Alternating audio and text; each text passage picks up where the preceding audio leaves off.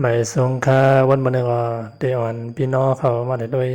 สามเสียงคำนะครับเนาะสามเหลี่ยมต้องคำในเมืองถึงไทยทั้งเกียงเสียนนะครับเนาะทีนี้ก็ได้เป็นทีไทยแค่พังทีหางลิลี่ทางอันหนึ่งนะครับเนาะได้มีสามเปียวสามเมืองมีไว้นะครับเนาะนะครับได้แข่งกันนำของนำคงนะครับเนาะนี่พี่น้องเขานี่ก็ได้เป็นหางคือนะครับเนาะทั้งบนก็ได้มีหางพลาหลวงอยู่ไว้นะครับเนี่ยหางเรียงทางนะครับจะเป็นจ้างนะครับเนาะนะครับจะเป็นพลามีหลายสูงครับเนาะนี่พลาหลวงต้องเหนือบนหางเรียงนะครับพี่น้องเขาทำมาโดยนะครับมาโดยหางจอมปิวกูเมืองในเมืองอาเซียนนะครับนะครับได้มีหลายเมืองนะเมืองอาเซียนนะครับเต็มบ่ว่าไปมาเลเนี่ยได้มาหันค่ะเนาะนะทีนี้ก็ได้เป็นที่ถ่ายแคบพางค่ะเนาะที่ยันเฮาว่ากันมาใครนั่นค่ะเนาะตั้งปุ่นก็ได้เป็นน้ำโค้งมันก็น้ำโค้งนั่นค่ะเนาะได้แข่งกันตั้งเมืองลาวเมืองโฮมตุ่มเฮาอย่างว่าตั้งอันเฮาอยู่หมดแล้วเนาะก็ได้เป็นตั้งเมืองไทยนั่นค่ะเนาะตั้งบนเป็นเมืองลาวครับนะครับกันเลยจะเรียก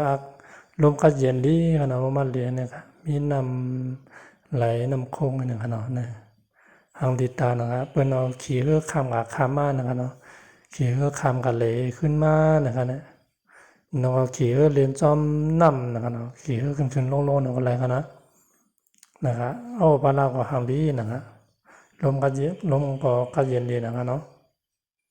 นะครับแล้วนั่นได้เป็นจอมปิวอันเขาในเมืองอาเซียนนะครับเนาะมีหลายๆเมืองค่ะเนาะโดยขึ้นขาต้องเหนือบนก็แต่มีหางพระหลวงวายนะครับเนาะนี่คำในเขาคำมาหลายต่างนะครับนี่โดยคำร้อยค่ะมันดี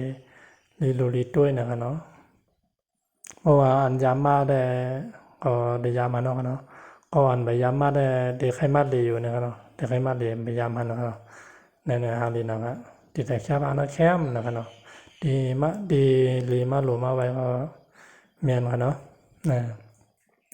คนนองเมืองเขาคนนอกเมืองในเมืองเขาใครมาหลวมาไว้กันเนาะที่นี่สามเสียงคำสามเหลี่ยมทองคำเจียงเสียนนะครับเนาะเพราะว่ามาเลยเมษายนก่อนกันมาเวดีนะครับเนาะห่างจ้างกันแล้วห่างดีนะครับคำในวัดโดยคนไทยนี่คนไทยของมันนะครับเนาะนี่อย่าลืมกดไลค์กดแชร์กดติดตามไว้ผ่านน้ำกันนะกดติดตามกดปั่นแห้งกวนเอาโลกมันพองนะครับเนาะเดี๋ยวเรามีแห้งเสือเห็ดขาแท้งนะครับเนาะนะครับนี่พระหลวงสีเขาสีเหลืองหรือเข้มกันนะเนาะสีเข้มกันนะมาย้อนซูมมาหลุมมาไว้เลยครับเนาะนี่เขาด้วยกับน้ำบุญว่าเตมีแทงกันนะตีไทยแค่บางตีหางจ้างลงน้ำบุญได้เต็มไทยเยอะครับเนาะนะครับน้ำบุญก็จะเป็นเมืองลาวมณฑลเป็นหางตึกสูงบนจะเป็นเมืองลาวมณฑลนะเนี่ยก็จะเป็นชื่อหางเรื่องนั้นเนาะคำในยากนะเอาในว่าเดือดเสียเนี่ยก็เข้าคาสั่งกันยากกันไหนทั้งนั้นเนาะพอวันหนามาสั่งอะไรมา